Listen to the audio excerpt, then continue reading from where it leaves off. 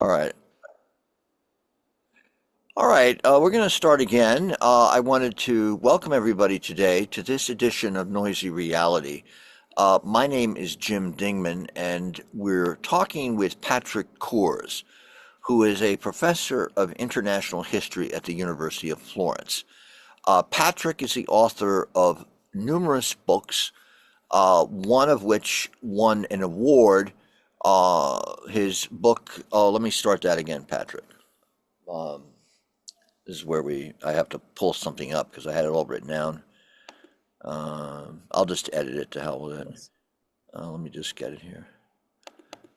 Okay. Okay. One, two, three. One, two, three. Oh, wait. Oh, one, two, three. I'd like to welcome everybody today to the May 1st edition of Noisy Reality. My name is Jim Dingman, and today we'll be talking with Patrick Cohrs, who is a professor of international history at the University of Florence. Patrick Cohrs specializes in the history of modern international politics. He has also taught at Yale and helped co-found the Yale International History Workshop. He received his doctorate at Oxford, and he has written several books, one of which is The Unfinished Peace After World War I, America, Britain, and the Stabilization of Europe, 1919 to 1932. And his second book, which is a beginning of a multi-volume work looking at the whole question of transatlanticism, The New Atlantic Order, The Transformation of International Politics, 1860 to 1933. He's currently working on the third volume of this, which will finish the trilogy, and that will deal with the long 20th century from 1933 to 2022. So, Patrick, thank you for joining us today. Thank you so much, Jim. It's a great pleasure to be here. I'm trying my camera for now. I might have to switch it off again, That's okay. because what I say is more important what you see. Right, right. Yes, it So is. it's a great pleasure to be here. All right. Well, thank you, Patrick. First of all, let me just get your initial take on your perspective before we get into the wider question of all the different nuances of the impact of this conflict that's ongoing between the United States and Israel versus Iran. Your initial take on this conflict. Well, to me, it is in many ways a culmination of the kind of problematic conflicts that Trump's entire, manner of becoming the kind of the emperor of a predatory hegemon has caused. In the transatlantic relationship, it is a war that yeah, was started without any real strategic rationale, without any attempt at consulting longtime allies of the United States, without any real consideration for the wider Go, reverberations of the conflict. I, And Go on. yeah, and so it has caused apart from all the the consequences it has had for the region, it has caused further tremendous strains for transatlantic relations, and it has become quite obvious that different European leaders are not willing to go along in sort of, for example, playing a major role in the Strait of Hormuz and other aiding the US effort. So it's a very unilateral of voice, that is seen, of course, in a very critical light in Europe mostly. Okay. And I'm just curious if you could talk about, we're going to get into specifics of this. So, for example, we have this back and forth clash between the Friedrich Merz and Trump, where Trump basically got angry that Merz said that, the United States is basically over its skis, if you will, on dealing with this conflict. And they went back and forth, and now we see that Trump is deciding to retaliate against Germany by threatening to pull out of bases, pull troops out. At the same time, he's directing this kind of venom against Spain, given the opposition Mhm. by Spain, but particularly Prime Minister Sanchez, towards closing Spanish airspace Mhm. completely. So what does that say to you? What does that kind of conflict say to you?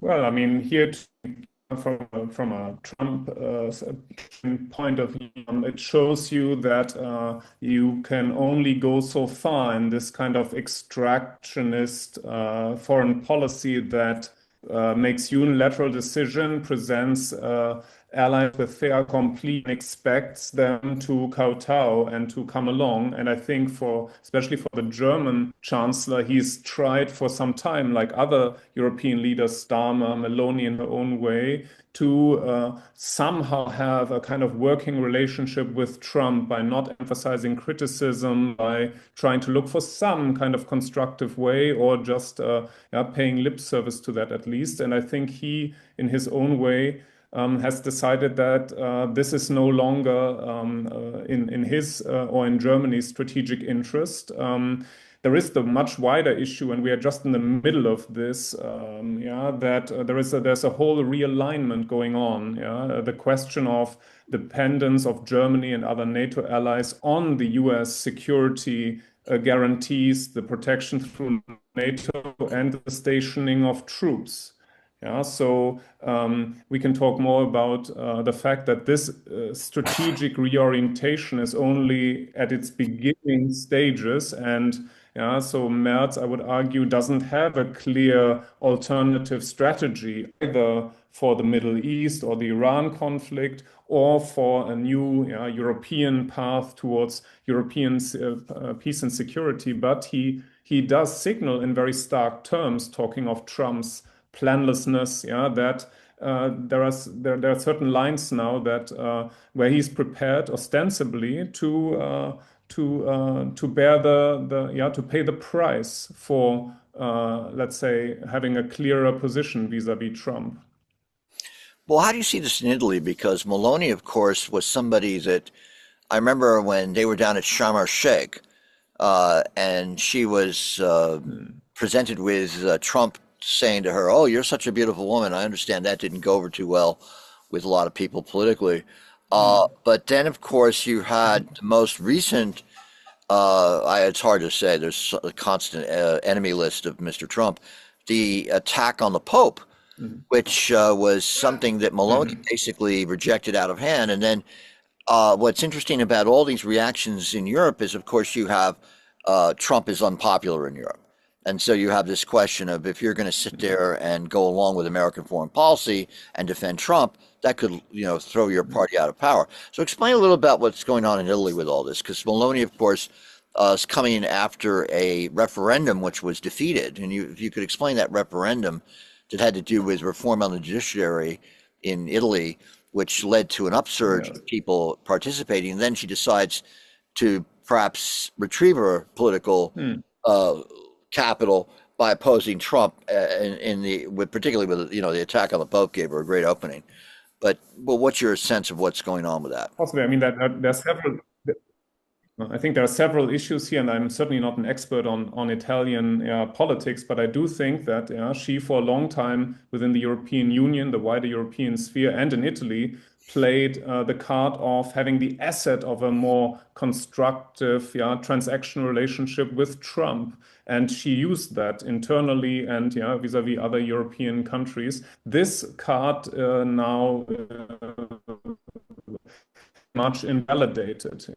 The trust Pope also through her, I think the changes in her domestic standing. So she seemed to have a certain touch of always doing something that made her seem politically successful. This last referendum, where she tried to ensure that there was let's say more of a political leaning on the appointment of judges and commissions that could actually hold the government accountable, clearly backfired. And so she is one of a few politicians who clearly have signaled that having some sort of special relationship with Trump as odd and incongruous it may have been, is no longer an asset for her.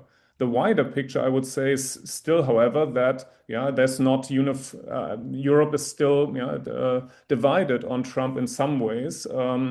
I do think that you still have parts of, for example, the AfD milieu in Germany or others, interested in having this kind of Trumpian alternative vision of Europe against the so-called long-standing elites. But I think you may have talked about this on your program already. I do think that the outcome of the elections in Hungary, also how less than ideal it was, it did set a clear sort of marker for the absolute disadvantageousness of being too closely associated with attempts by the Trump administration or Vance to interfere or even to sort of give an incentive for populist, authoritarian governments to fall in with Trump. So I do think there's a potential for a caesura in this respect as well. Well, that's But it's too early. It's too early to tell. well, that's interesting. You bring up that interference of Vance being sent by Trump to be his errand boy in Hungary, which didn't work politically for them. The whole issue of how Europe is responding in this version of Trump's presidency, I think back to the Munich conference of last year when Vance went there and basically inserted himself into the domestic politics of Germany by defending off Deutschland. And then there's been this constant, interference with, using the far right. Maloney, of course, and although she's sort of decided to assert her independence with this recent phenomena, you still have in the backdrop there these MAGA strategists like Steve Bannon who are arguing about creating this essentially Comintern of the ultra-right throughout the world, and particularly doing that with their allies in Europe.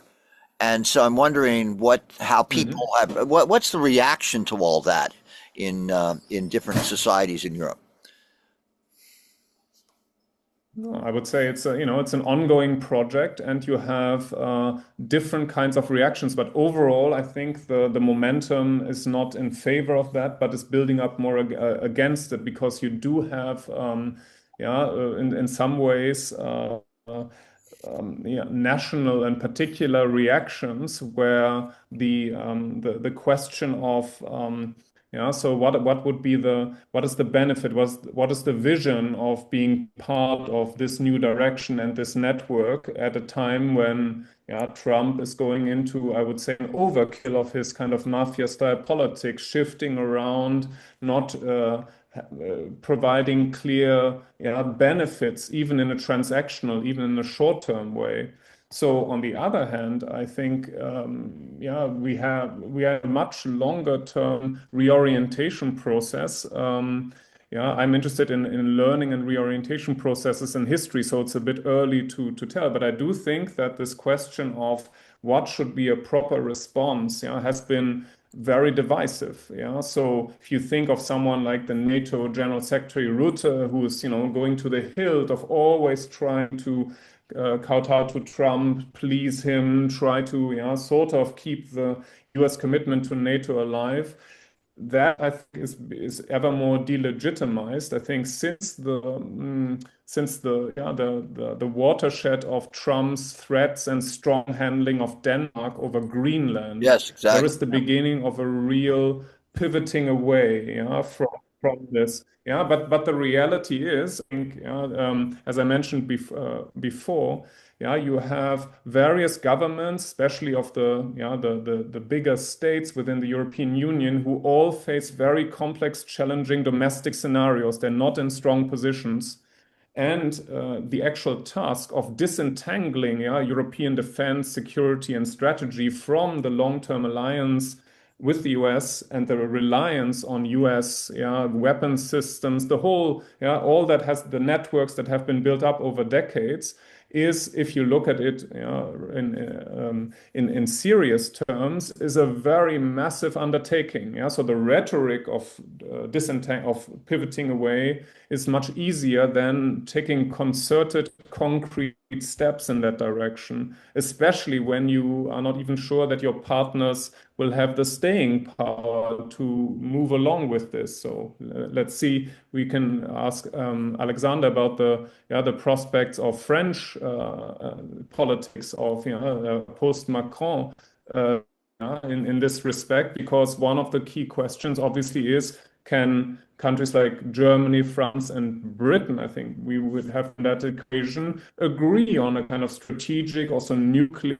sort of strategy that can be not an alternative, but a strong, emancipated European response to the over-dependence on the US. That's already been a big topic for many years. I do think there are some really meaningful steps now being taken in that direction, but it's still a long way to go. And my personal interest, looking back at the long 20th century, is to see whether these debates, we've had them ever since the Second World War, of a more emancipated West European or European defense and security community of some kind.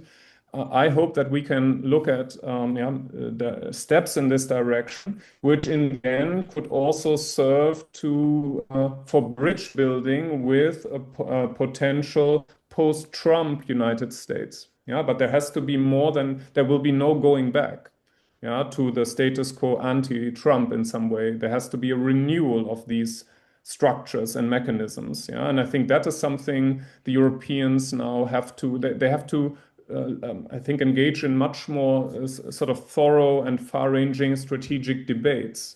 I do think these debates are still in their infancy, because for so long there has been the emphasis on trying, because it's so hard to do something else, to try to make up to Trump, to a declaration that never move on. So a different phase, I'd say, but there's still a lot of work to be done. Well, you're right. And it's funny, just to throw a little monkey wrench into all this. I was at the seminar on international history that you came and presented a paper in about a week or two ago.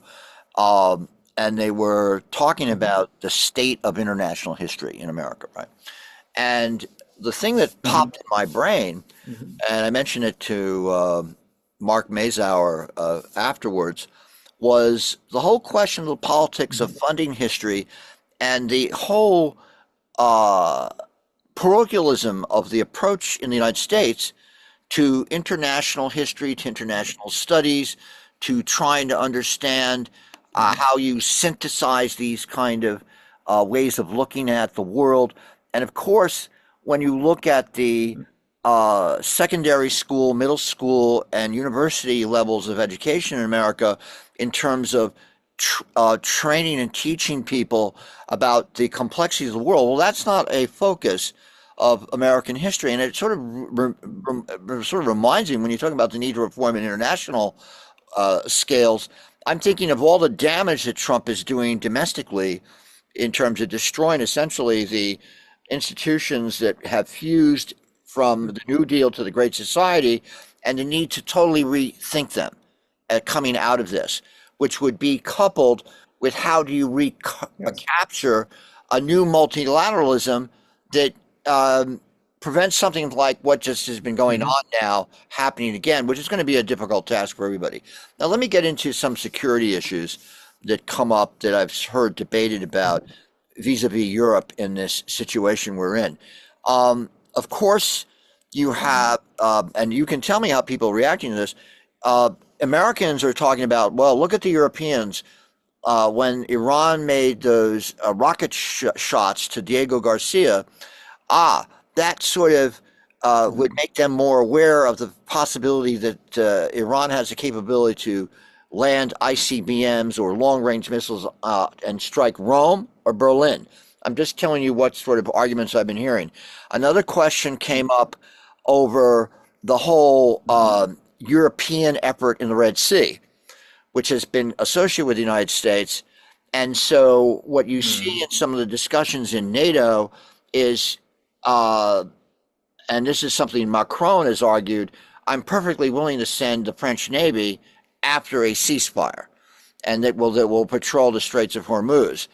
Um, and quite ironically, in Spain, while there's this big to do back and forth between the United States and Sanchez, well, it turns out that there's a Spanish Patriot battery in Turkey that shot down a couple Shahed drones when they were shot and to targets in Turkey. So the whole issue of NATO and Trump's comment to like, okay, if you guys don't come support us in a war that the NATO countries had nothing to do with, that he decided to provoke, and they're saying it's your war, not our war, but he's making it a big deal. Tell me how you see that. How can we get through this little part of all this going on? Because either it's a sign that the MAGA power of neo isolationism is really that strong and can then permanently tilt Mm. the United States in a totally different direction, which is they have the power right now until the Congress is changed in November, or most assuredly the executive branch in 2028. They have the power to do these kind of measures in the next 2 years, and I'm just wondering how you how what's your take on all that? Yeah, I actually, my answer, I tried to link this set of questions with what you said about the question of education and the other kind of damage that's being done. So I think, yeah, there is tremendous damage, but it is ultimately a very self-destructive policy. So one thing to understand here is how the whole system of alliances, alignments, cooperative relations that the US built up, especially much less on a global scale, yeah, much less as a benign hegemon globally, was how that worked. Think of former engagements from the Korean War, of course, under the conditions of war, all the way to Bush Senior and Kuwait. We can talk about this at length, but one element was always the efforts that were made by U.S. administrations to build coalitions, also to get UN men possible, and then to build coalitions and to have clear how this was going to go. Yeah, so this created a system that overall, offered many advantages to in terms of legitimacy, in terms of pursuit wars. Of course, this already changed after the Cold War, especially with the Iraq invasion, and this kind of unilateralism, coalition of the willing. But by now we have, this sort of hyper unilateralism that then expect others to dealing with. And I think that is it's very short-sighted. Obviously, it's a very short-sighted policy. From a European perspective, however, it takes me back to the lack of, it's a lot of debate on Europe, strategic capability, Europe as a global actor, and all that. And that is still, you can see how frail and how superficial that is, because you have in many instances different national governments and leaders pressed also by their domestic concerns, saying, or playing a symbolic card, but not really offering a real counter strategy, which would have to be, again, a concerted counter strategy. Yeah. So the whole involvement in Europe in the Middle East, Europe on Israel and Palestine, there is no European position or strategy on this. It is, of course, highly difficult, but that just does not exist. Yeah. And so I do think one of the great damage that's done here is, it goes much further than the war and these intergovernmental relations. But it could also be I hope a wake-up point for those who think that if you want to get serious on restoring multilateralism on a more global scale, what do you need to do? And this will take yeah, education, school, curricula, and universities, and the exchange between universities and decision making. And in my experience, so I was once an exchange student in Memphis, Tennessee, 1989. I took senior American history, and it was very much American history. It was quite far away. Later, of course, I had the experience of, different centers, like the Centers for European Studies, or later the Jackson School at Yale, where, that those were, you can hardly find institutions in Europe that match the kind of internationality, multi-perspectival, yeah, debates you can have on these big strategic and historical issues. All of that, I think, is under threat, not just by Trump or the U.S. government, but also by some very unfortunate developments within academia towards parochial, that are self-inflicted on both sides of the Atlantic. But I think, there's definitely a renewed need and maybe also renewed interest in looking at these big questions, and especially in bringing history back into the equation. I do think that without a historical perspective on all of this, the ways of manipulating public opinion, but also students nowadays are so manifold that I think training people in historically informed judgment of geopolitics, global questions, that's one of the key needs of our era. Very true. Very true. And one thing I'll never forget when I began to cover as a journalist the National History Standard fight back in the late 80s, it popped up to me how important the idea the boys they had. They really had a very important idea. They wanted to sit there and introduce critical thinking into, and critical thinking can not, it's not just here's some liberal code word. People have to be open to all different political opinions, but they wanted to have people sit there and down to the secondary school system in America, start to look and be trained in a much more thorough way about historical thinking, and that was opposed completely. That was opposed completely, and I think, and of course, everybody here on this phone call is totally on that side of looking at things. Now, one aspect of this, before I start to bring in other folks with their opinions, is the impact of this economically in Europe. This war. We can see, of course, the impact throughout Asia. And what I find interesting is today we're just seeing that Pakistan has offered, they basically have been given new proposals by Iran, so they're acting as an interlocutor with Iran. But of course, in the background of that, of course, is China, because China has that close relationship with Pakistan.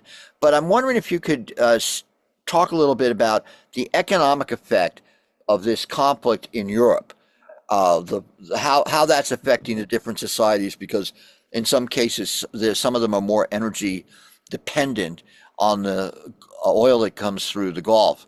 How's that affecting things in Europe? Well, we can widen the discussion. Maybe Alex has something to say on this. I'm not an economic expert, but I can see that it has massive implications for governments that, if I start with the German one, that are facing massive structural problems. They have pursued very misguided energy policies for a long time. They are generally very concerned about economic growth and reinventing the German industrial model in a more service-friendly way. And they are not doing very well on that even before this crisis escalated. And so on top of that, you now have very heightened petrol prices that are fought by very inept measures, which are more symbolic, which don't really, they don't really bring down these prices, and they have very little leeway, in suggesting alternatives. And so all the talk about more electric vehicles and all the rest, this is a long-standing, homegrown, I would say, problem.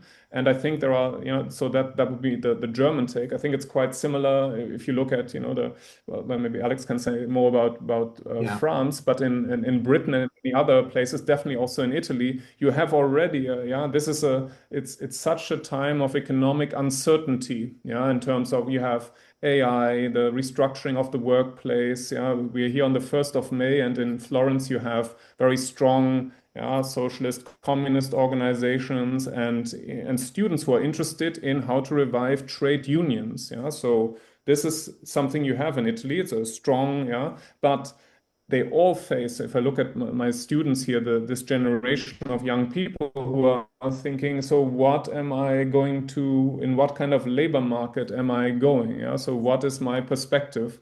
And I think that the problem with Trump's already, of course, tariff policies, extortions, and all the rest, it adds a massive dimension of further uncertainty.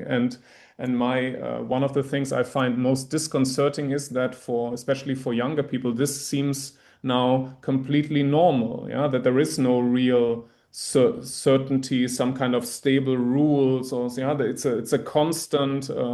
It's a precarious economy. It's a precarious politics. And then the question of, do you give in to that? Do you become ever adaptable to somehow play within in this kind of force field, or do you think that there's something massively wrong with this? And so here, some of the students, they read the Gramsci again. They read, they're trying to go back. I think that's a good impulse. Try to look at the very underpinnings of this. So Trump here, I think for me is also, he's the pinnacle of a much larger problem of inequality, of let's say the change of rules and understandings in the, let's call it, neo-imperial excess period, that we've had for a very long time. There are very good books on this, from Piketty to others, but in terms of the wider political debate, I think, so that's where I would go, so that there are more fundamental questions at stake. Yeah, before I bring Alex in, I just wanted to share something today. Steve Ratner, who always does very interesting analysis of the economy, he dealt today with Trump's personal increase in wealth. And it turns out that he has essentially tripled his wealth. It's gone from 2.3 to 6.5 billion. And what it's based on mainly is his cryptocurrency interactions. And they had an amazing number that basically they ripped off 4 million people to make their money. It's astounding. And, it's so typical of Trump. But go on, Alex. Yeah, I just looked it up just because I'm interested. Because, when I've been to Greece, so my family's from there several times the past year, so I just looked up for my own interest. Yeah, what's the gas price over there? And at least again, so the average is around €2 per liter, which is I guess the conversion is around like 7.7 euros per gallon, which of course we usually use gallons here in the US. But and of course, related to that, I mean, $9. yeah, you're you're seeing several airlines talking about, well, with the high cost of jet fuel at and them running out, there's certain, I think Ryanair among others was talking about, we're gonna have to shut down.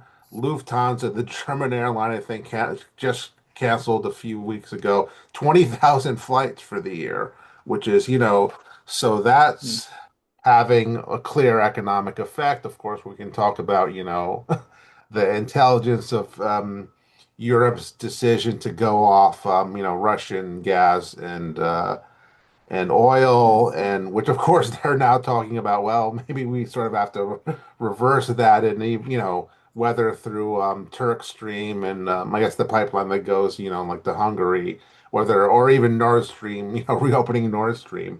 Um, but obviously, historically, these these kind of economic crises have helped, you know, the radical left and the far right. And of course, we've seen, in your country of Germany, the rise of the AfD to where, you could think that, oh, they could be the next government in Germany, but also, Reform Farage in the UK, of course, Maloney in Italy. So yeah, so where do you see politically now these kind of forces and who's because I don't know if you're familiar with the Marxist economist Richard Wolff. He just did a thing for Chris Hedges where he's talking, he's seeing signs of like another Great Depression here, that's how bad the world economy could get. And if we go through that again, again, we know the pattern. It's, socialism or fascism, as Rosa Luxemburg, her, of course, phrase was, socialism or barbarism. So, yeah, so I just wonder, Patrick, what kind of political movements you see coming out of this and, what odds would you give to the different, far right and I guess far left forces for who would win out in again in that kind of extreme economic literally like a second Great Depression where that would lead us well, that it remains to be seen whether it goes into this terrain of a Great Depression. But I think the volatility and the prospect for that are, I would agree, are very stark. Now, I think then one has to look at this a bit country by country. I think, if we look at Britain for a moment, you have a long kind of continuity from New Labour through the Conservative government through Starmer of not having addressed some of the core problems of the UK's, rampant capitalism, the whole change around London and all the rest. And then one way of blaming this on Europe and going for the Brexit, shooting yourself in the foot in that way. But then also, being almost with Starmer paralyzed. I mean, apart from all the mistakes he makes on certain issues, he doesn't have a very confident vision. Set against that, especially I would say to younger people who are facing these immense costs of living, uncertainties, and who would probably be quite prepared to go further in a, let's call it, a progressive direction. But the fear is that they then lose the center and lose even more ground to Farage and giving him more ground that way. And in the German, I think, situation, I do think we are at the end of a longer period of very many missed opportunities and complacency. Era now Merz, where it's been a superficially very let's say prosperous time. The German economy, if you look at it structurally, they did not do much to have a vision of the future. And I think for me a sign now is a coalition where both go for the lowest common denominator in making piecemeal steps in one or the other direction, and it has benefited the AfD, that has no coherent economic or social other platform, and one of the big questions in Germany, and this goes back to the Weimar experience, so here we go with Weimar at least for a moment, is that you must not allow these forces to get into power anywhere, and I think the debate whether it might not be more advantageous, especially at the state local level. And Germany is a federal system, to force them to take and show what they can do, also to delegitimize them. Because the way it is now, you have a kind of a firewall situation where they can be endlessly in opposition and benefit from the mistakes of the other side. On the left, I would say, so it's a very historically very interesting development to see the weakening of the Social Democrats, also in search for almost a post-industrial message, and the rise of what I would call a more symbolic, clever, but to me not very conveft. So they capitalize on a lot of problems. They have a lot of slogans in all kinds of ways, but they, of course, they have not had to implement any of this. And usually, if you go back to the Weimar era, it was far more ideological. So you had, of course, the communists, having a clear, sort of directive of not doing anything to stabilize that republic because they wanted, a Soviet, a revolutionary republic, and you had the Nazi party on the other side. And I wouldn't go for easy analogies, AfD, Nazi party. that would be misleading. But they were definitely capitalizing on inability of those parties at the relative center to have a confident vision of what they were doing. Yeah. And so I think that is definitely the situation in Germany. If you go further east, and we would have to talk about, for example, Poland, a very interesting, where you have a very dynamic, mobilizing country, where nonetheless you have two strong right-wing parties that the peace and then even a challenge on the right that are not just very effective in today's politics. They also have very, very attractive youth organizations that mobilize a lot of new kind of nationalism.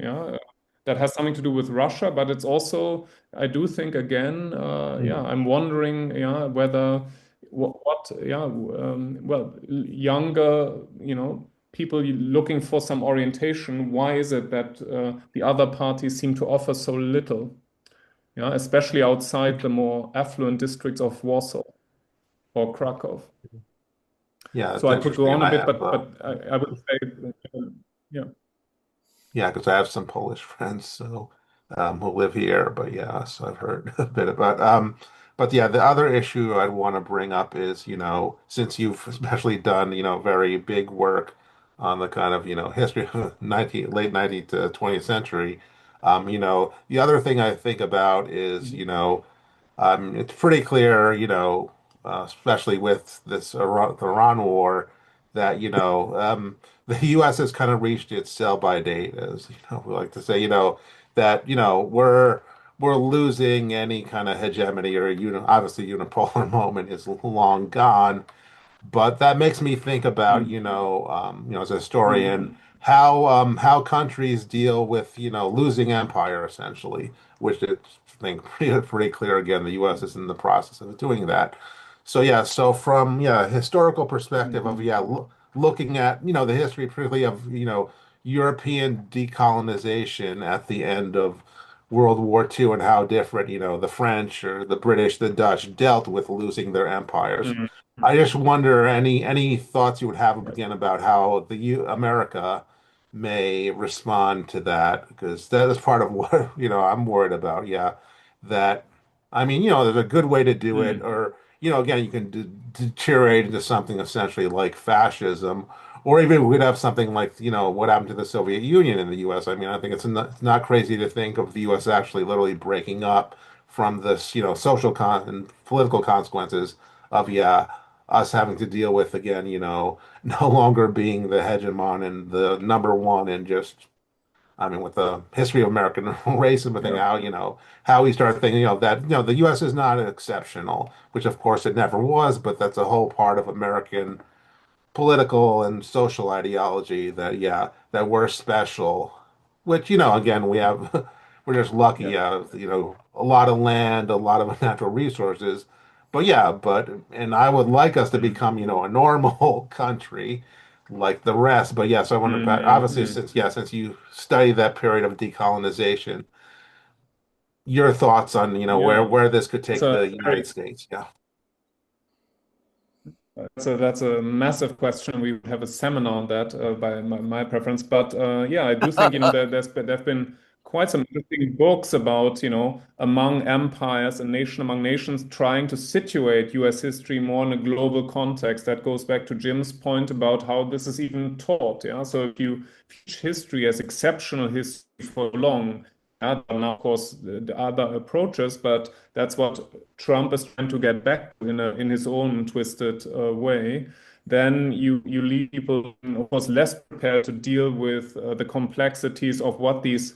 I would distinguish between empire and hegemony. So the Greek term would just be leadership. You can be a rapacious hegemon, you can be a benign hegemon. So, but that's more your role. The empire part, I think, is the historically, of course, the U.S. was special in that way that was, of course, defining itself always against European imperialism.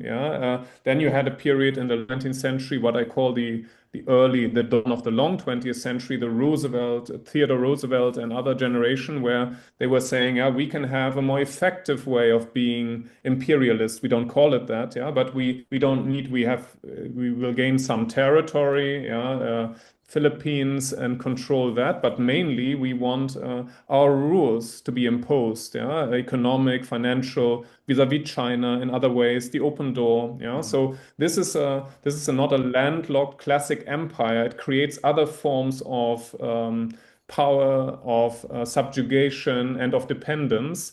And that, of course, that's been studied. So this is, of course, this system expanded massively. Yet I would say in my research, I'm especially interested in how this remained a struggle between different orientations in the US. I think there were far fewer internationalists, as is usually claimed. So liberal internationalists often were liberal imperialists. But there were in each generation forces. Those who criticized Wilson, 1919, those who were on the left side of the New Deal, who really thought about a different US role in the world. So this found entry into some of the conceptions of the United Nations, very US dominated, and it also found expression in some US behavior after 1945, for example, vis-a-vis Western Europe, where I think the idea that the US was an empire by invitation, that's true, because there were a lot of things happening where you had mutual learning, mutual rules. Of course, the US was more powerful, but it was not treating others as subjects, broadly speaking. Yet there's always this temptation on nuclear policy in many other ways, from Truman on through Kennedy, through all these, then of course the US, global Cold War interventions, Vietnam and the rest. So this temptation of overreach. Yet the system, I would say, that the US eventually created is a more complex one. So very much like imperialist and an empire in large parts of the world, Latin America, other parts of the Cold War struggle, but different if you look at the core of the East Asian alliance system or NATO. So in losing this, now by going for hyper imperialists, and just, also just misguided and completely over the top policies, I think I'm afraid that one of the problems is to throw out the baby with the bathwater. So to say, from this towards isolationism or some sort of restraint or demise. I hope that will not be the trajectory. For me, it would be rather a case, if I had to teach this at, let's say, at Jackson School in Yale or somewhere, I would say, let's do a seminar on, what are the lessons from Trump's overreach? What are the lessons of the Iraq War and all the other, these failed policies? I would say there's still a case to be made for this question of can't one think about this as also as a call for a more realistic internationalism in the US, and that, of course, you have to start a debate on, and you have to eventually do this from the school level upwards through universities. And the kind of I remember many discussions also at Harvard or Yale where this idea, you are close to the center of world power, and so you have to see what is clever, what are the kinds of transactional, so how do you get ahead? This is also, that was a culture that was not conducive to more thinking on avoiding the excesses of the post-Cold War era in particular. But I've also met some of the most interesting thinkers and critics of this approach in this very system. So not in Europe or elsewhere. So I think one should rebuild the strengths of this. It would be my my suggestion. Yeah, and my hope where we would begin is to start prosecuting the many Americans who've committed war Mm. crimes over the past, 40 years. And well, in my opinion, again, that would include Mhm. up to the level of president, including our current one, who's clearly, especially, Mm. Well, and Mr. Hegseth is clearly, they've clearly committed egregious war Yeah. crimes. well, it's interesting that you mentioned Hegseth. Mm. By the way, others who want to make comments, please raise your hands. I'll Yeah, get to raise you your immediately. hand. Yeah. Yesterday, he was asked in the Senate by one of the senators, what would you do if you were ordered by Donald Trump to seize the election ballots? And because Trump, of Mm. course, had issued that in 2020 and has said how much he regrets he didn't do that. And it raises the question of, earlier about talking about fascism and American exceptionalism. My problem sometimes with how I see fascism and National Socialism taught is that in many ways, and again, I'm very familiar with how, fascist ideology evolves and not National Socialist ideology evolves. Mm. But my problem sometimes is when they come to look at the United States has its own little weird permutations of these things historically. And many times I find Europeanists are not familiar with those nuances in American history. Now, Mm. again, there are some grand themes. The reaction to Mm. Reconstruction, the defeat of Reconstruction, which is what we're seeing right now, in a way. Mm. And this attack Mm. on the second Mm. Reconstruction, which is underway in front of our eyes. Mhm. So there are some similarities. But Mhm. anyway, I just want to throw that out there. Now, the other thing that comes to mind listening to what you're saying is, uh, the notion of history that Trump is talking about is one that is a very aggressive form of taking the United States back to some sort of, I would even say, a late 19th century view of American history. One Mhm. where Yes. the whole idea of non-white history is wiped out completely. It's sanitized. It's attacked Mm. as DEI. But anyway, other people here might want to ask questions. I know Julian always is quite voluble. iPhone, you can jump in there. That might be Playthell. And Aaron, you're more than welcome. Susanna, if you want to have a comment to join the conversation, please do. Um, but the issue of Yeah. Weimar is to me interesting. Should I? You what? Mm. Should you what? Yeah. Just maybe briefly, that also comes back the issue of, is Trump going back in his history to the late 19th century? That goes back to also, yeah. So I think, in many ways it's even crasser than that. Yeah. So you at that time you had at least a struggle between more emancipatory and Uh, yeah, and more imperialist white male sort of trajectories, out of which, a lot of sort of interesting impulses arose. Yeah. So and the other part I think is that if you look at some of the ideological underpinnings of people like Theodore Roosevelt or others, of course they are far more sophisticated than yeah than what Trump sort of yeah takes as the basis of this kind of history as the well the eternal zero sum game where you always just have to end up on top. Yeah. So they would have talked more about the civilizing mission and the benefits right. and the role of religion and so on. Yeah. So I think that's where I think precisely it's a time where the studying the Gilded Age, the corruptions, the imperialist ideas, but also the anti-imperialism, the progressive movement, all of that. Yeah, that should be a highlight again, because I think this is Absolutely. one of these long, yeah, the arches of the long 20th century.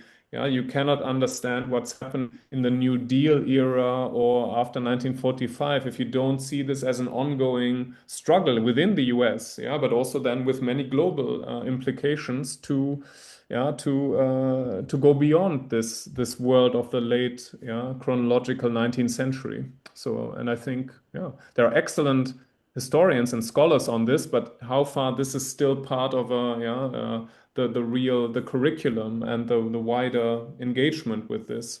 Oh, yes, absolutely. And there's always this great distance.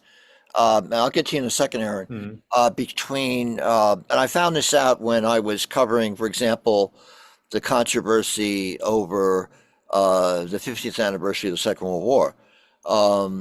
There were all these memory battles that happened throughout the world. In the United States, it was, for example, manifested in the controversy of displaying the Enola Gay in the Smithsonian Institute.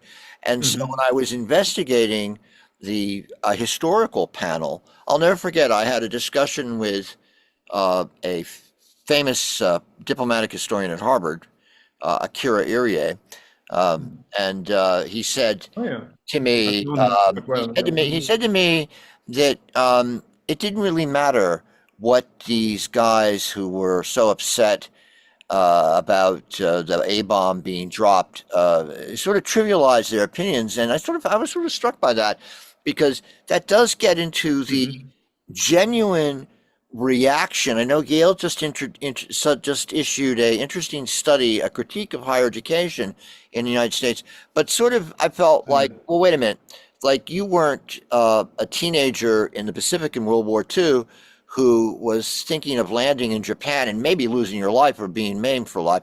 And I sort of felt there was a sort of elitism in a comment like that that didn't have enough sensitivity to the average person. But anyway, and another thing just to throw in there before I bring Aaron in, is there was an article yesterday about how Trump is now looking at himself as a modern day version of Alexander the Great, Julius Caesar, and Napoleon Bonaparte. And I sort of, and of course, the one thing that jumps in my mind is that, Julius Caesar was at Alesia, Napoleon was at the Lodi Bridge, and of course Alexander was at Gaugamela. So there's a big difference between him and them. But anyway, go on, Aaron. You just have to unmute, Aaron. Yeah. Nor did it end well for either. Yeah, right. Exactly. It didn't end well. Go on, Aaron. Thank you, Professor Cohrs, for a fantastic talk today on Friday, especially. It's pretty late in the evening and you're hungry, I'm sure. I have a sort of a burning thesis that in some ways what we're missing because of the gap in history is that President Trump really seems to be manifesting a lot of Wilhelm I and Napoleon III.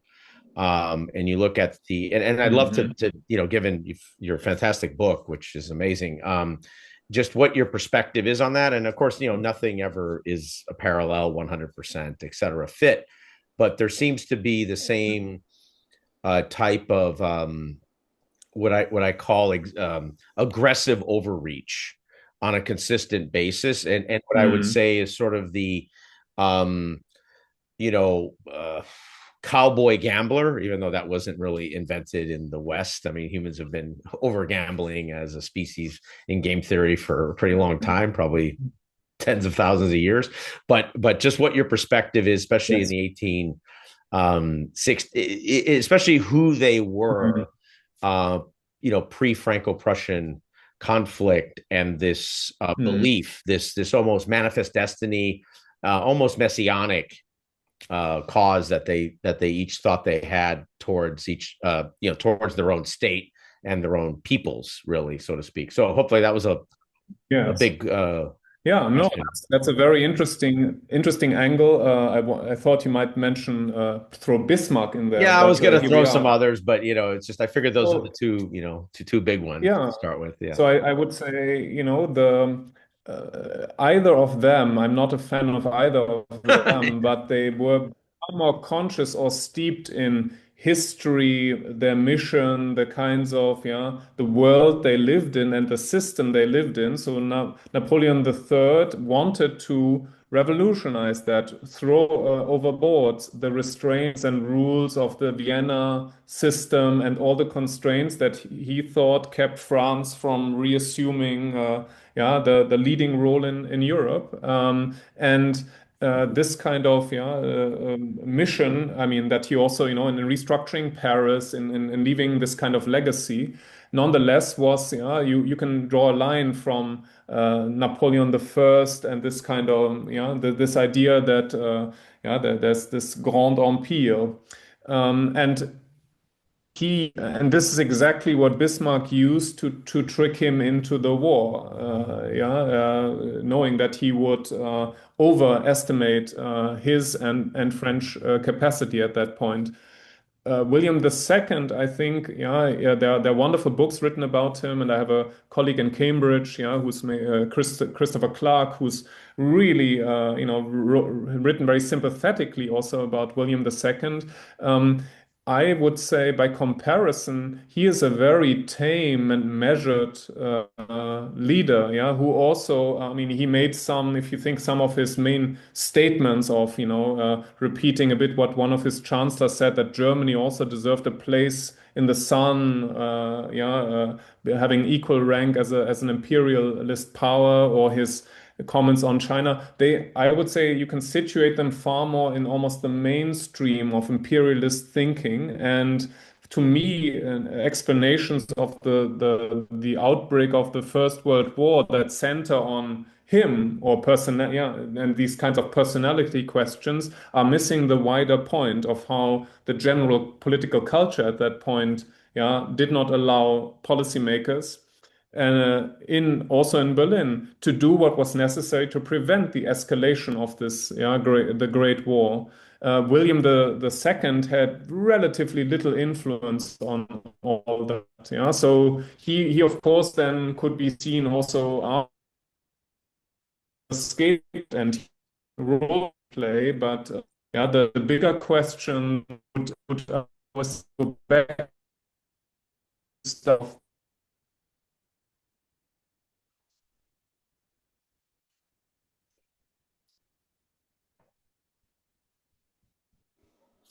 What happened? Did he freeze? Yeah, that's where I think. Patrick, you froze for a few moment seconds. there. Yeah, don't worry about it. Yeah, so we missed the last 10 seconds, 15 seconds that you brought up, Patrick. Oh, you're on mute. You need to unmute. You froze for a moment. You froze for a moment. Yeah. Did I mention Max Weber already? No, you didn't. No, you didn't Get that. Go on. So I said, for me to understand, some of the main problems, and I try to look at that in my book, The New Atlantic Order, is more the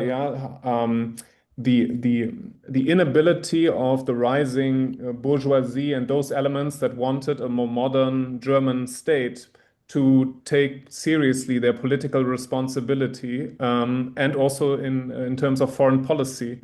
Why did they allow someone like William II still to have such a role by 1914? So that for me would be the more interesting question. But so Trump, by comparison, is a much more historically illiterate mafia figure. In my book. Well, thank you so much. Yes, indeed. Now, iPhone, please unmute there, Mr. iPhone. You just have to unmute. Hold on. I'll get to you in a second. Just unmute. Oh, there you go. You hear me now? We got you, Playthell. Professor Cohrs. Can you hear me? Can Patrick hear me? He can. Yes. Yeah, go on, Playthell. It is a pleasure to be on with you again. Yes, our last likewise. was one of my favorite ones. Usually I'm confronted with fools and charlatans. In your case, I actually learn something every time I listen to you talk. That makes me quite proud. Thank you. The thing, when you talk about Donald Trump, first thing to understand about him is that you have a combination of a fool, an ignoramus, who has no experience with any kind of public service, none, who spent his life running private companies. And he's not even a corporation, private companies, which is a apprenticeship for dictatorship, and who suffers from the same psychiatric problems that Adolf Hitler suffered from. I have a 6,000-word essay online called The Unvarnished Truth. And the subtitle is, Donald Trump shares many of Adolf Hitler's vices, but none of his virtues. Hitler was actually a more honorable person than Donald Trump, in many respects. Now, people will say, when I say that, people will say to me, well, Hitler killed all these people, Trump hadn't killed anybody. I always say, give him time. With what he's doing, just take the climate, his attitude toward climate change, for one. That can cause untold death. There's no telling how many people, because it cannot succeed without American participation. This could end up causing, and even now it is causing deaths with all of these unusual natural phenomena. So this guy, but he's basically a social Darwinist. He's a when you look at the book, his nephew, Fred Trump III, just wrote All in the Family. The Trumps and how we became this way. He tells the story of how, after having beat his daddy out of his fair share of the grandfather's money, his nephew has a son who is severely handicapped. And the medical fees are becoming such that, he can't afford them. So he asked his uncle, Donald, to help him pay the hospital bills. And Trump tells him that, why are you spending all this money on this kid? He's never going to be able to, probably never be able to even recognize your name. Why don't you just let him die and buy a house in Florida with the money? That's the kind of attitude that the Nazis had, the social Darwinists have toward the handicapped. This guy is, Trump is, I can find no virtue in Donald Trump. And so the first thing to understand about him is that the election of Donald Trump represents the failure of the American democratic model. James Madison, when the Constitution was first being formed, the Convention of 1787 hammered out the basic document, but that document was not ratified by all of the colonies because they had an important question. We just fought a war against a king. How do we know that this new structure that you're building, this new powerful, national structure, will not be as oppressive as a monarchy? What are our rights as individuals? So James Madison retreated and wrote the first 10 amendments to the Constitution, which became our Bill of Rights. When the Constitution was finally ratified, someone said to James Madison, well, Mr. Madison, you have created a perfect system here. With all of your elaborate checks on power, a tyrant can't possibly arise here. Madison said, yes, but without leaders of virtue, no system can save you from tyranny. If you add that to Thomas Jefferson's warning about the dangers of an ignorant electorate, Thomas Jefferson said in their argument over whether or not they should fund a school system that would have free and compulsory education.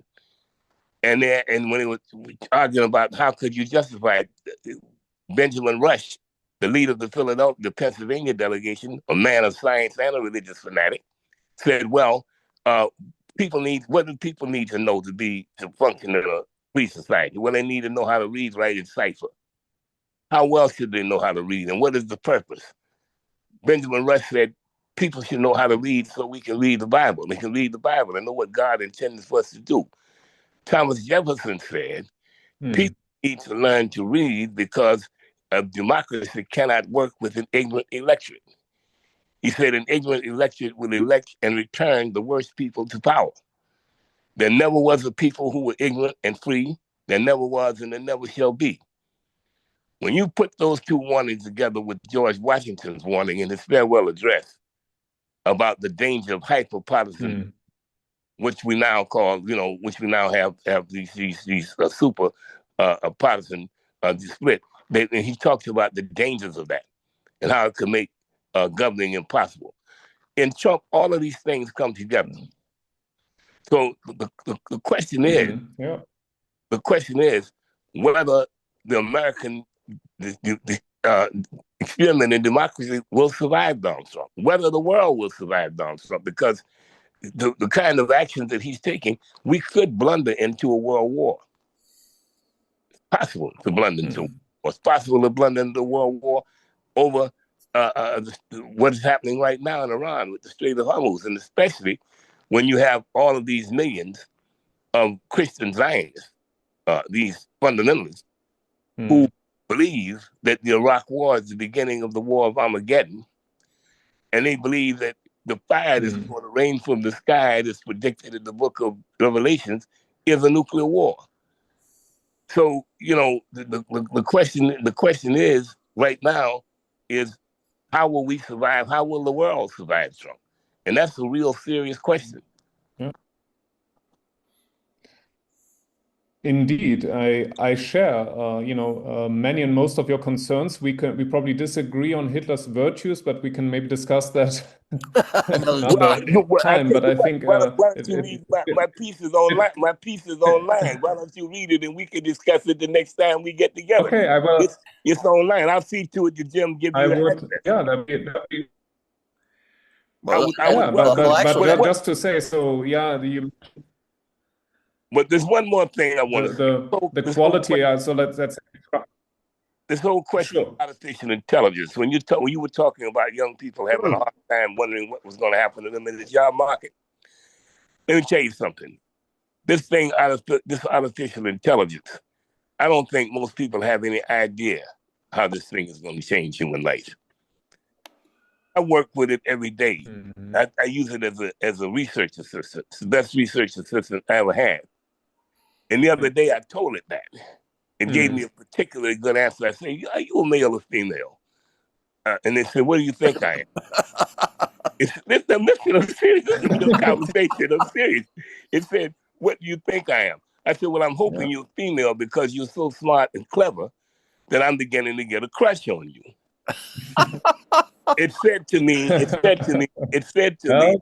it now addresses me, Professor Benjamin. He says, "Listen, Professor Benjamin, that's the greatest compliment you can pay to an AI. Unfortunately, I'm not a person. I am a language model, so there will be, even though I'm flattered, there will be no fluttering eyebrows, eyelashes, and we won't sneak off together in the archives of history." That's what it said to me. It said, I have best thought of as a very reliable research assistant. This thing, I'll ask this thing questions. Yeah, I think it's always good to have self-awareness. I beg your pardon? Hello? Sorry, I was just saying, it's good to have self-aware AI. Yeah. But you see, you do understand that this thing is on the verge of becoming sentient. You understand that, right? The guy who won the Nobel Prize. Yeah. Go ahead. Just to say, so I think, in terms of... I can't starting maybe just briefly with AI, I think the problem in so many ways... Can you hear me? Yeah, we got you. We got you. Can you hear me? We got it. Okay. So the problem with AI, as in so many ways, is that those who find a way to keep thinking for themselves and use it intelligently will profit enormously. But if you don't sort of educate people in how to use it with their own judgment, I think there is a danger of enslavement.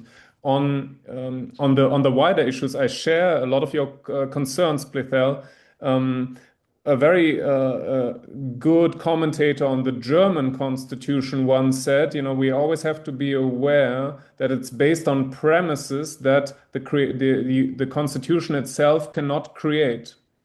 Yeah, so ideas of virtue, basic understandings of what human beings respect in any social form of organization. And I think this is really a test here in the Trump era, how far, whatever checks and balances Madison, Jefferson, and others thought of, whether a system can cope with this amount of abuse, selfishness, lack of virtue, and lack of any coherent, even ideological project. Here I would make a big difference to, if you want to have a difference between Trump and Hitler, the kind of manic idea of Hitler to conjure up a whole ideological worldview out of his Vienna and other experiences, as absurd and as crazy as it was. That's something that guided him. With Trump, he believed in something. It's very reductionist. I think he believed deeply in something, which Trump does not. Which also made combating him, you could do it on ideological grounds easier. With Trump, I think I would call it the slippery slope problem nowadays. That I would say that in my historical analysis, the idea that you have to beat Trump with his own weapons and be as hard-nosed and do all the things just better or for a better cause is a very dangerous slippery slope, because you will end up justifying all kinds of means to an end that we have to see. On the other hand, if you think of, I recently heard a conversation with David Brooks where he said, he predicts that there will be such a yearning for un-Trumpian moral rectitude and virtue that the next Democratic or other candidate should be this candidate of virtue. So here, I wish that were so, and I could see this as a response of this kind of overkill of loss of virtue. But I think that it will still be a much harder struggle. But I still think, also internationally, the response to Trump is not to play his game or to gain a short-term advantage by subjugating yourself to his whims. I think the real response, but it needs to be a concerted response, is to have a hard line and to make him pay, raise the prices in any possible dimension for his kind of policies, in terms of tariffs and counter tariffs, in terms of turning towards other systems of collective security, really making in the end trying to humiliate him and his approaches as much as you can. That is a very massive challenge, because he still commands, with the US and the kind of power and structures that the US government has, for all its ineptitude, a great arsenal of power that of course can be easily abused. So you have to stand firm. Let me ask you a question. That is my answer. Let me ask you a question. Yes. Do you see any parallel between the appeasement of Adolf Hitler when he was becoming more and more aggressive, when people were saying somebody needs to stand up to this guy, and do you see any similarity between that and the way that the world is basically allowing Trump to just run roughshod all over everything? I mean, this guy has this military at his command, and he feels like he can do anything he wants to do, and the Congress. You see, the thing is, the failure of virtue is not just on his part; it's on all of the sycophants he has around him. It's on all of these Republicans. Absolutely. It's all these Republicans who find it more important to remain in office than to defend the nation. Than to stand up for the best of what this nation could be. When you talk about, for instance, what's happening with voting rights, I was actually including them. I beg your pardon? I mean, do you see any? Yes, I was actually including sycophants. Yeah. Well, and let me ask you this: what do you think? You're right. What do you think about the King of England's speeches here? His speech before the joint session of Congress, and do you see any similarity between his attitude toward Trump and Chamberlain's attitude after he met with Hitler and talks about peace in our time? I'm just curious if you see any similarity between them. Yeah. So here, no. Here I can tell you here, Charles learned a lot of lessons from Chamberlain. In that way. So first of all, most scholars, and I would agree with that, are trying to look see a more nuanced view of appeasement. Yeah, that also had something to do with Britain gaining time to being better prepared. Yeah, they were ill prepared, but the central criticism of appeasement remains that, and you can see that. Yeah, if you look at the files, Chamberlain and others could simply not comprehend that Hitler would not abide with their kind of reasoning in the end. Yeah, that they could not be so clever as to tie him in a bind. Although there were many, Churchill and others, who were saying that, yeah, you will never yeah, you can sacrifice Bohemia, but he will want all of Czechoslovakia. He will not stop. Yeah, so in that sense, Trump, I think, makes it much even easier than Hitler. Yeah, in showing that, yeah, what his very method of not sticking to any bargain agreement, of always upping the ante, waiting for the next way of domineering, yeah, makes any kind of even a temporary prize you win by appeasing him in some way seem ludicrous soon enough. Yeah, we talked about that earlier. And I think that unfortunately you can still have certain leaders and structures that just want to benefit and be tied into this network of corruption. And and for them these rules don't apply. But for leaders of governments that are trying to gain a new strategic posture, it is evident that any, for example, any sort of fawning to preserve NATO has had no impact whatsoever in the longer run. So I think that there's a very clear lesson that appeasement does not pay off. Well, here's the thing: the Chinese, 80% of Venezuelan oil was going to China. The Chinese have ships coming through the Strait of Hormuz, and the Iranians are willing to allow their ships to pass, or any other ships that's using yuan, the Chinese currency. What is going to happen? And Chinese, they've issued a statement that they do not expect their ships to be interfered with. So what is going to happen when there's a confrontation, between China and the United States on the high seas? To me, I see a situation building up just like what happened with the Cuban Missile Crisis. If it hadn't been for Khrushchev ordering those ships to turn around, away from the American blockade, we could have been in a nuclear war then. And I don't see a war with China remaining a conventional war for long, because the United States has no chance in a conventional war with China. So I can see the question of nuclear weapons arising very quickly. And this guy is really playing dangerously, playing Russian roulette with the world. What do you think is the possibility of a conflict arising between China and the United States? Yeah, I think one unfortunately cannot discount that for the various reasons that you've mentioned. If you think back to the Cuban Missile Crisis, it's in the end, it's a very, not least the perseverance of Kennedy, although he can also be criticized in some ways, towards the US military at that time of not pursuing a more aggressive policy.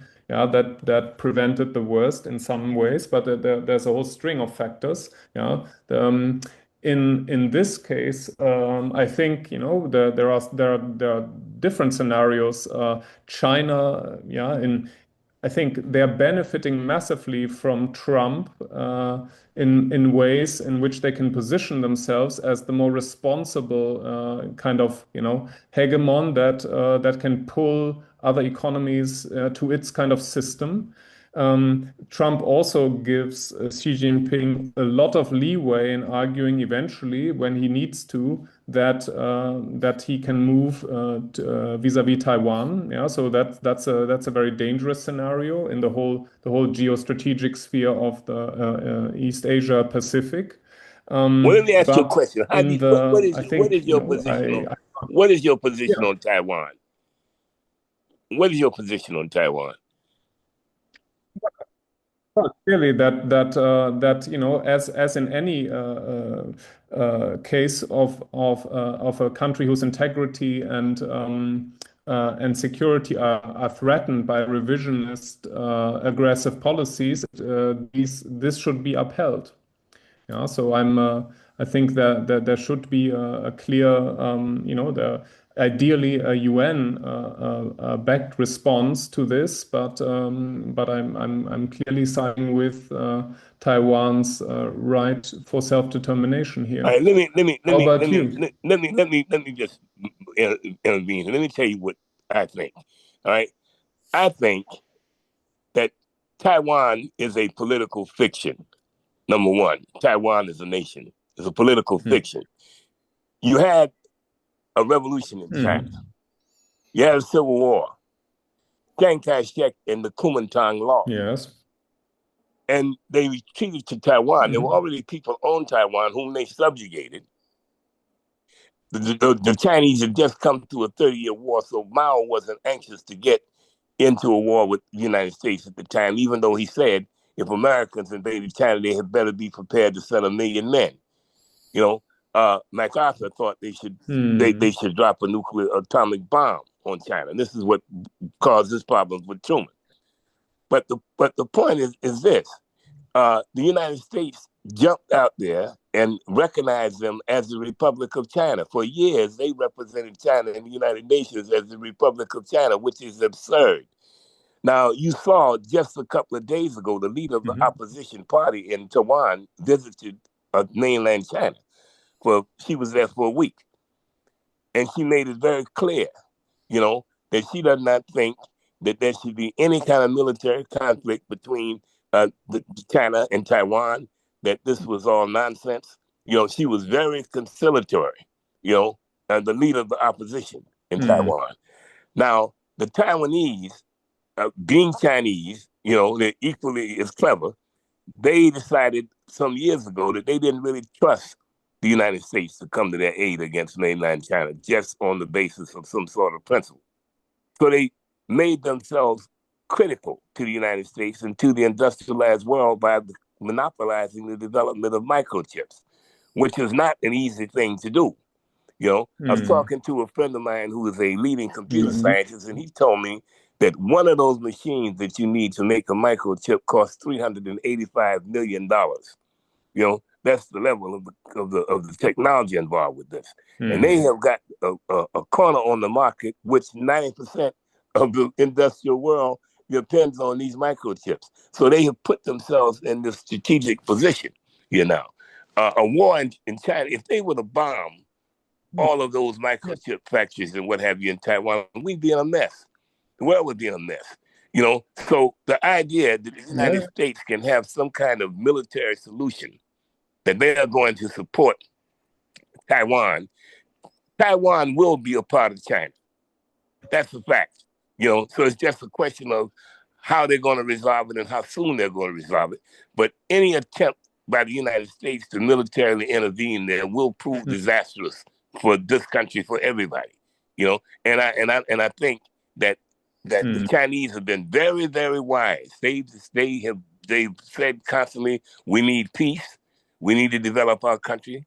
We need peace. But at some point, they're going to take Taiwan back. When they on their time schedule. This is a civilization that's thousands of years old.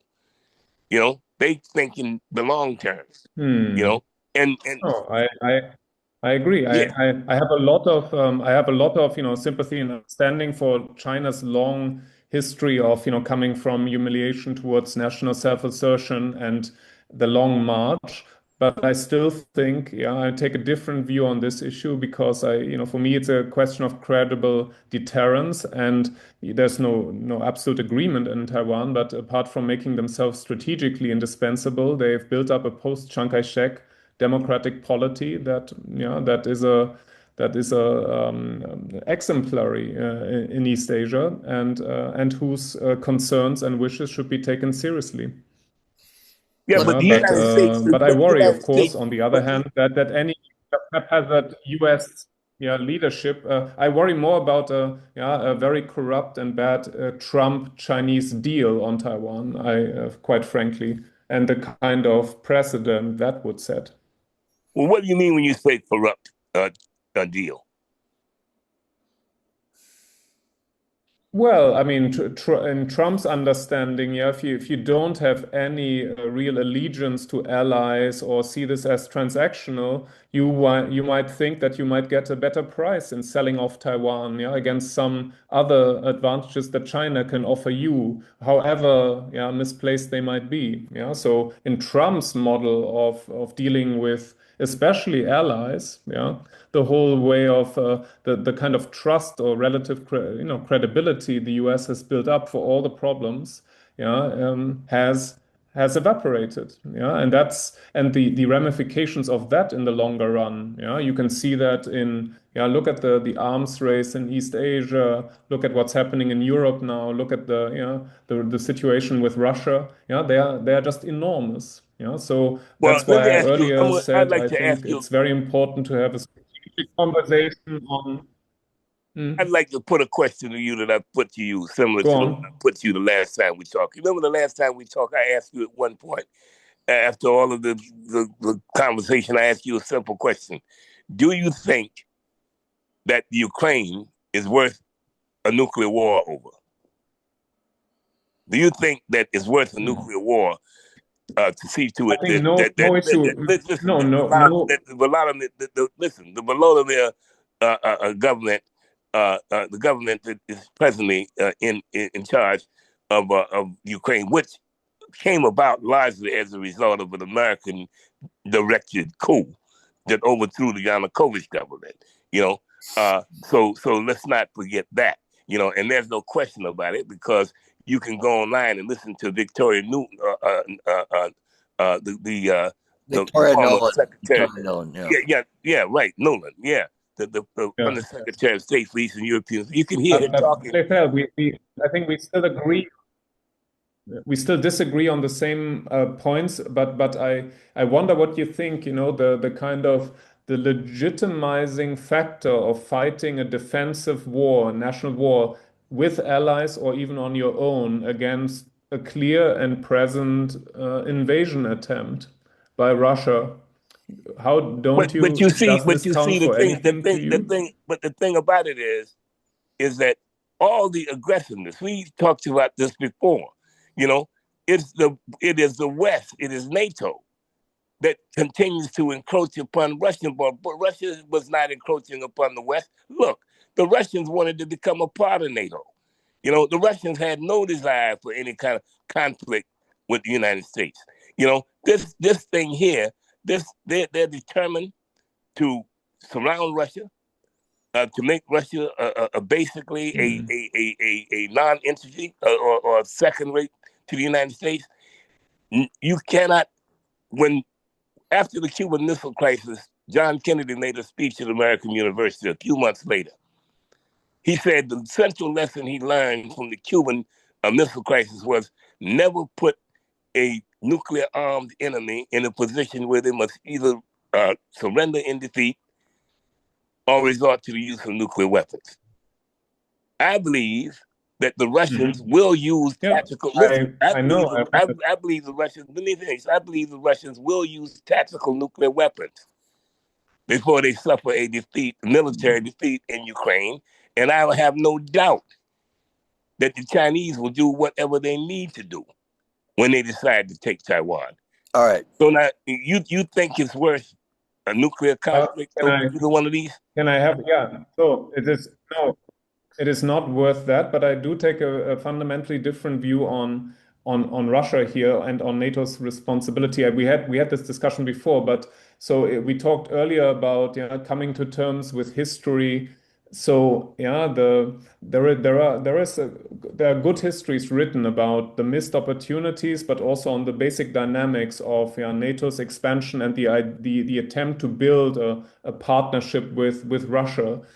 There was definitely no present, sort of danger or acute, a menace coming from NATO towards Russia. On the other hand, you had a clear sense of Putin of building a new authoritarian regime that actually offered very little in terms of a vision of the future for its people and of really sort of sanitizing Russian history to an extent that that even Trump is not close to. If you talk about this with observers in Poland, the Baltic states, any of the neighbors, that including also the Finns and the Swedes, they will give you a sense of how they have been aware of these tendencies much longer, than U.S. public or even West European publics have had, and so I think it's one clearly has to see Putin's major responsibility here. Let me ask you a question. If you were to query, if you were to query leaders in Latin America and ask them what their experience has been with North America, what their experience has been with the United States, you think you would get a different story? Listen, man, let me tell you something. Here's the point. Here's what disqualifies the United States. Listen. Here's what disqualifies the United States as playing any kind of leadership role in this. All right? We still have the damn Monroe Doctrine. Okay? The United States feels it has the right to go and kidnap the president of a sovereign nation and his wife and bring them to the United States and imprison them. Right now, today, they're talking about the collapse of the Cuban economy, which this country is doing. The United States would not for 1 second, no American president, Democrat or Republican, for 1 second, would they ever consider accepting what the United States and NATO expects Putin to accept. Please. They wouldn't accept it 1 minute. There's no way in the world that the United States would allow Mexico and Canada to form a military relationship with China and Russia. That's out of the question. All right, so it's hypocrisy. The United States has no standing, any moral standing in this argument. It's nonsense. It is imperialism. It is NATO, and what they're doing is American imperialism. The attempt of the United States to deny Russia the sphere of influence it claims for itself. And that is going to eventually lead to disaster. I still think that, the general struggle in the long 20th century has been towards an international order in which you have an equitable respect of self-determination and the wishes of the states that form this world order. And that has been violated by the Soviets, by the US at different points. And Trump is squandering any moral stature and status the US has in defending this order. I agree with that. But that does not apply to the phase in which, based on the free will and democratic legitimacy of East European states and eventually also Ukraine to chart their own path, not in any sphere of influence. That is something that where I think this is something worth defending, and the rules and basic principles underlying this are still worth defending and are being defended by the Ukrainians and their especially European allies at this point. And I think that's a very worthy and important cause. Unfortunately, Trump has absolutely undermined the position of the US in this conflict, and this will have manifold consequences in different parts of the world. It's definitely for the benefit of Putin, and I think that's a very disastrous outcome. It's not just Trump. American history. I was listening to earlier when you were talking about when Jim was talking about similarities. There being some similarities in American history that resemble what fascism, the forces of fascist forces in Europe. Listen, Adolf Hitler was inspired more by the United States than anybody in his racial policies and what have you. The thing that he didn't like about America was his democratic system. He was an authoritarian, and he said that straight up. But his racial theories came from here. I mean, read his, go Google Adolf Hitler and Madison Grant, you will see that all those theories about Teutonic superiority, and he got that stuff from the writings of Madison Grant. You know, you read it in mind, it almost like he copied it, cut and pasted it. Listen, concentration camps. He literally took not just the concept, but the term itself from the Trail of Tears. From when Andrew Jackson ordered, who Trump said is his favorite president, ordered all of the East Coast Indians out into the Western Territory and what was now Oklahoma, and they had these big camps where they kept them until they decided where they were going to put them. They were called concentration camps. That's where Hitler got the idea from. In his invasion, Operation Barbarossa, his invasion of Russia.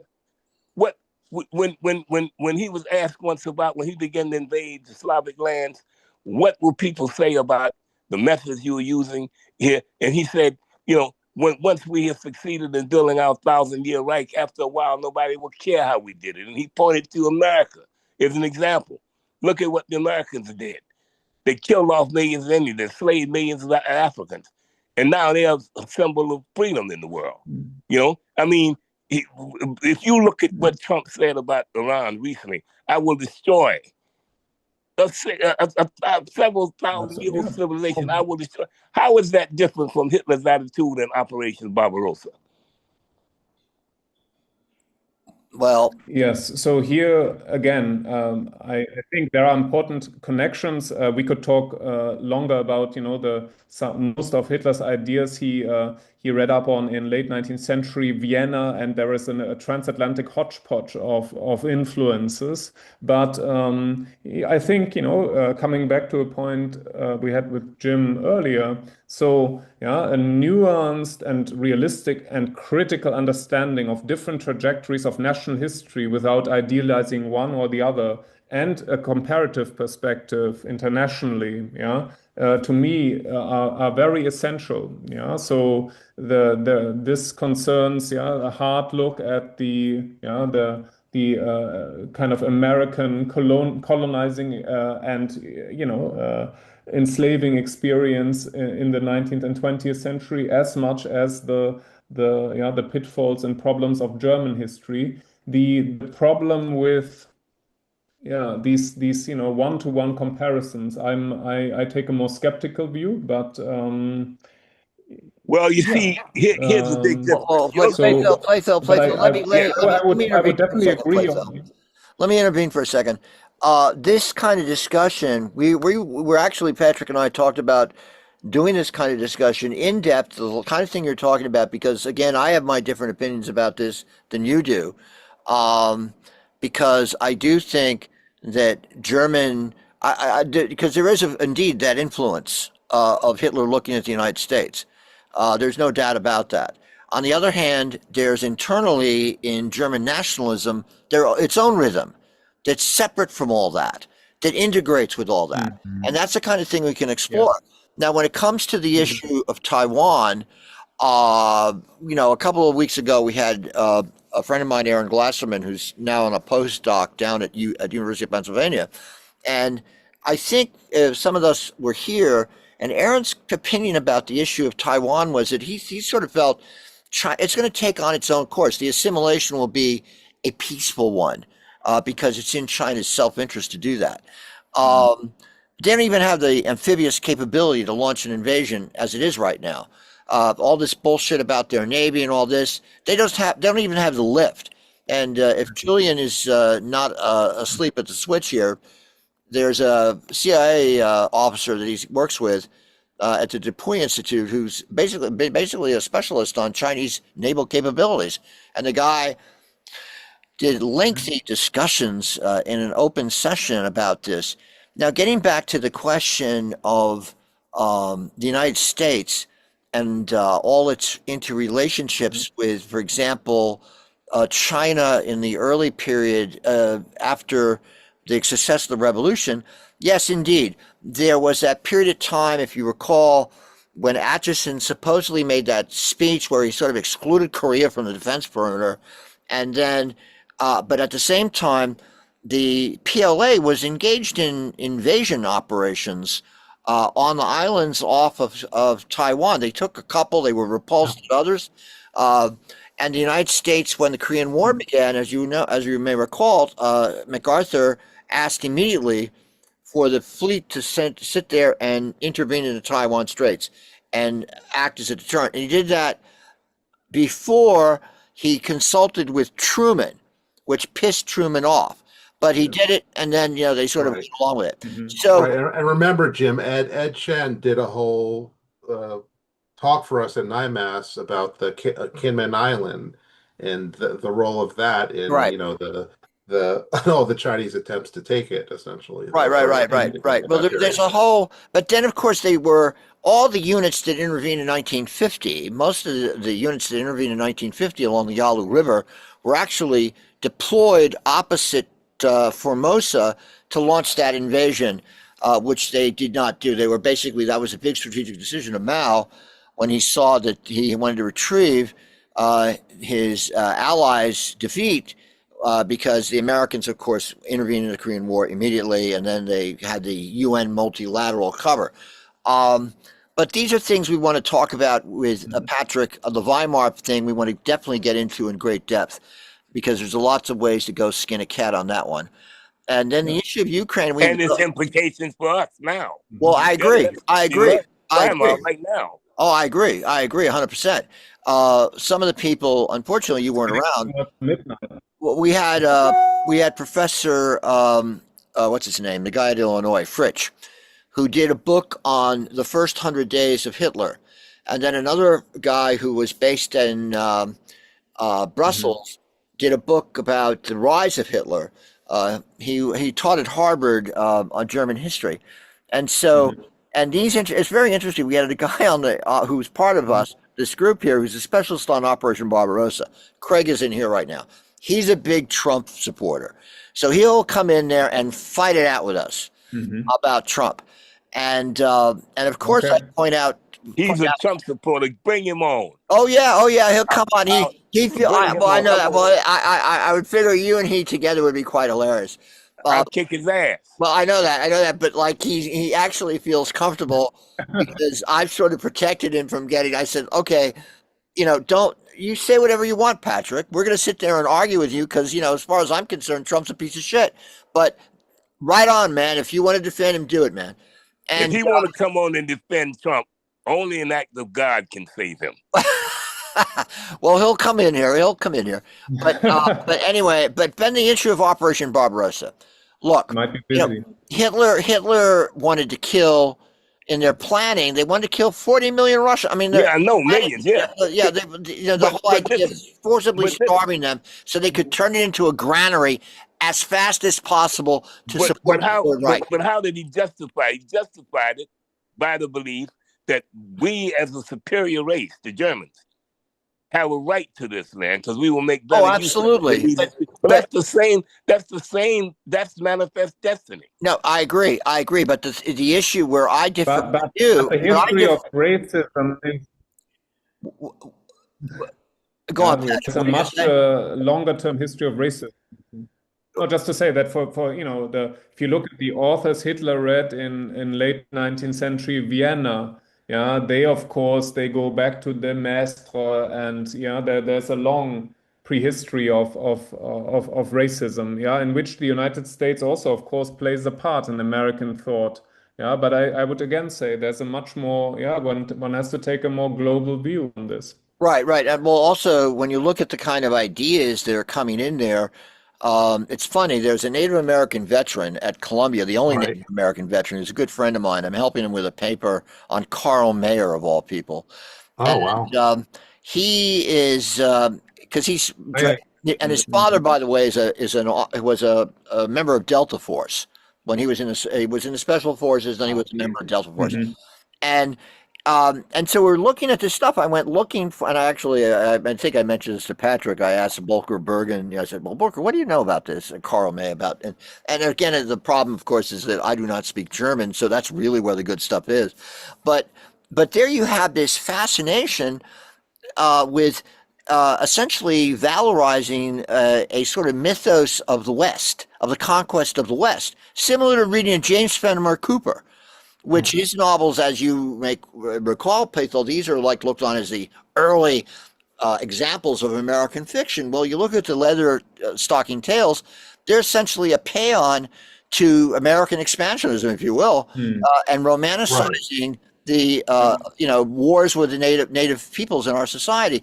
Well, the same thing. Not only, Jim, they established the whole template for, like, the the reluctant hero who, usually his wife or girlfriend gets killed by the bad guys, and suddenly, he becomes this avenging angel. And I had a professor again in literature at Queens College who pointed out, it's a repeated trope, death wish or whatever. It's the Rambo thing. Look, I remember when exactly. It's an attitude. It's an attitude Let me add on. And Henry Steele commentates the growth of the American Republic. Right. Henry Steele Comedy and I once had a clash over this. All right. Well, we could talk about that another time, because I get you going about Henry Steele Comedy. Right. Jim, I just wanted to. One thing I want to bring up, Patrick, because it just happened today, is again, Trump again is talking about pulling troops out of Europe. So I just wonder if that does happen, if Trump abandons NATO like that, what do you think the European reaction to all that will be? Or just I think that's moved quite fast. I mean, the reaction in Germany, for example, where more than half of these troops are stationed, it's gone from absolute disbelief and shock towards thinking, well, maybe it's better, we need to do something else anyway. So this, again, as I mentioned earlier, there is not a realistic understanding of what this would really mean, because the reorganization of the German armed forces and all of that is in its infant stage. I've looked at that a bit more. So they're doing massive things, but the whole, so one of the big, let's say, stories of change in terms of mentality has honestly been the repositioning of German attitudes towards warfare, and military contribution, and now there's a new debate on conscription. I think it's a very important debate. Also include question of universal conscription. What's the role of women in this? One can look at Scandinavia to look at some interesting and realistic models, but we are really at a time when the image of the German armed forces in Germany is one of complete uselessness. So there's almost there's a kind of culture of saying, we can be proud now of having an army that has that can't do anything. That's the sort of answer to the German hypermilitarism of the long 20th century, but this is changing. And that, by the way, Playthell, that would be actually a great subject for a separate discussion. And I should. But I have an important question for the professor before he leaves. All right. I cannot let a thoughtful person like him. I have to elicit his view. Right. I'm working on an essay called "Was Modernity Worth It?" And the subtitle is a cost-benefit analysis for Earthlings. All right. So the question I have for you, Professor Cohrs, do you think that this whole era of modernity, will turn out to have been a good or bad thing for humanity? And considering that human beings could have lived on this planet forever in traditional societies, living in relationship with the environment and what have you, and the result of the modern era could be the extermination of all life on this planet. We already have the means to do it. So if that is the end, the question is, was it worth it? Playthell, I have to confess, I'm slightly disappointed. Such a small question from you. I mean, so let me start. I'm deeply interested in ancient history, and I take the view of this hyper distinction between the moderns and progress and the ancients. Usually tells us a lot about ignorance, not yours, but in general about the ancients. So in terms of studying ancient Greece, the ancient empires. So I'm not an adherent to this general history of modernity and progress. On the other hand, I wonder, yeah, so the question, was it worth it? I would ask, could it have been prevented in terms of, the kinds of thought processes, industrial, technological, and other developments through from the Renaissance, from the Middle Ages onwards, yeah. So I fail to see how that could have been sort of curbed or kept at a certain level without, in the end, major authoritarian forms of controlling human development. So, but this would be a question that we really would need an hour to unpack. Oh, I think. absolutely, absolutely. No, it's a great question, Playthell. But I can see what you mean, but the excessive. And also, in a way, it's a philosophical question, which means I'm not well equipped to answer that part of it because I have spent a considerable part of my adult life fleeing the prognostications of philosophers. But all right. Now, on that note, Playthell, it reminds me, and Playthell. Just briefly. So, have you ever come across the Frankfurt School and Adorno and these kind of people? Because it reminds me of some of their critique right after the Second World War of the kind of the negative Enlightenment, the excesses, hyper rationalism. So we've had these debates. They were not so environmentally conscious, but they were just also asking questions about let's say the dark long-term effects of modernization, of modernity. So that would be an interesting maybe reference point. Well, I have a friend who's just retired after 40 years of professor of sociology at Rutgers, and she often mentions the Frankfurt School and what have you. It is. I'm not idealizing these ancient societies and what have you. I'm not, I'm not looking back to a golden age. But with all of their faults, mankind would have survived. And with all the wonders of the modern age, it could be the end of us. From any number of ways, it could be the end of us. And not the least of which is that there could come a time when humanoids are fleeing from androids, because we're about to get sentient robots. Oh yeah. And when the father of AI, Dr. Hinton, won the Nobel Prize, when he went to Google, he's the head of research at Google, AI research, and told them that we should stop all research, in this area, advancing this thing. And what we need to do is concentrate on how we're going to maintain control of it and how we can create a mothering instinct in this thing so that it has a mothering instinct toward humanity. He said, we're on the verge of producing, producing sentient robots that have nothing that resembles any kind of a moral code. So let me maybe just as a rejoinder. I think this is one facet of a even wider question that has been with us, especially since the post-Cold War era of hyper deregulation, to find political answers for massive forces that are unregulated and very unequal, having a massive impact. The big tech, multinational corporations, and many others, that are not part of anything even resembling a kind of political world order. And that is something, where if you go back to the era after the Second World War, people were at least thinking very hard about how that could be done, how that could be effected. And then I think nowadays we do face the question of, can you find intelligent answers to this, without going into a kind of utopia of, let's say, socialist hyper-regulation? So there are various forms, but that's what do you mean by socialist hyper-regulation? What do you mean by that?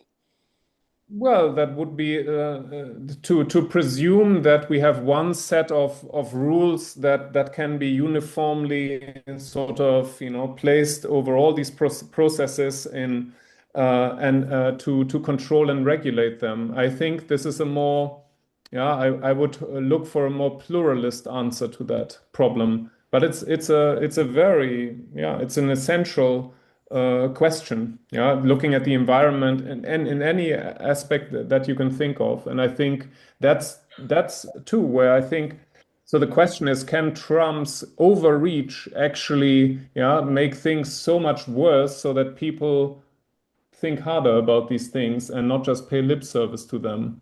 Well, That's my one thought here. okay. And on that note, look, we could get going. We could go on for another couple hours here. So, and I don't We want could go on for another couple of days. Sir. That's true. That's true. And I get you here, man. Now, just to identify Playthell to some of you guys who've never met him before, Playthell is a Pulitzer Prize nominee journalist, and I could go on with more. My best credential is that I'm an old colored man who will be 84 years old in 3 weeks, and I've survived in America. Right. He's an old fart too, but anyway. Anyway, so just to give you a little hint of Playthell, and he and I've worked together, which is why I let him get into all the different stuff for quite a while. Anyway, listen, Patrick. So we sort of set this. Probably the next thing we got to figure out is better connectivity for you, because something. If we don't do this this is a holiday in Italy, and otherwise I could have been in my office. Okay, we probably have to do it earlier then. No, even not on the 1st of May. So okay. Because your office is closed because it's May Day. Okay, got it. Yeah, okay, yeah. Let's avoid. We need to know what the communists and socialists are going to have as holidays in Florence, so we can avoid that problem. But yes, indeed, yeah. If that was the connectivity, if you'd been in your office, we would have not had that problem. Exactly. So no worries. Here, yeah, and you know here, the communists and socialists helped elect Trump. Sort of like Weimar Germany. We can get into that. Playthell, we can get into that. We'll get into that because. But I just want to say this: my bio is online. Just go Google and put Playthell Benjamin, independent public intellectual, and you will find my bio. All right. Okay. Now, the other thing is that before we go, and I don't want to start talking about this right now, Vincent just threw in the mix that essentially Trump rejected the peace plan that's coming through from Pakistan. But again, China, Chinese foreign policy is in full operation with that, given their relationship with Pakistan, as far as I'm concerned. And, China, I think, after the result of this conflict, is going to come out looking better as a superpower around the world, given its restraint and using force at all in this. And I just don't see the Chinese. I mean, I'm less inclined to think that way. Oh, the issue I was going to raise about Ukraine, the Russians have evolved their armed forces quite dramatically since the invasion. And again, we have specialists who haven't. There's one friend of mine just came back from Ukraine, was on several weeks out there, and we'll bring Ivan in at some point to talk about it because he just returned from the field, and he's always commenting about Ukraine. But anyway, listen, Patrick, it was great to finally do this with you. And it was a lot of fun. Thank you all for joining. Playthell, of course. Thanks for coming, man. And we'll do it again soon. And we'll pick things. And, I wanted to sort of get a general sense of your take on the situation in Europe, which we got. I want to thank everybody for coming today. And happy May Day in Italy. I mean, at least you could go eat that great Italian food up there in Tuscany. All right. Are they having a May Day parade here, Jim? All right, bye-bye. Jim. Yeah, they have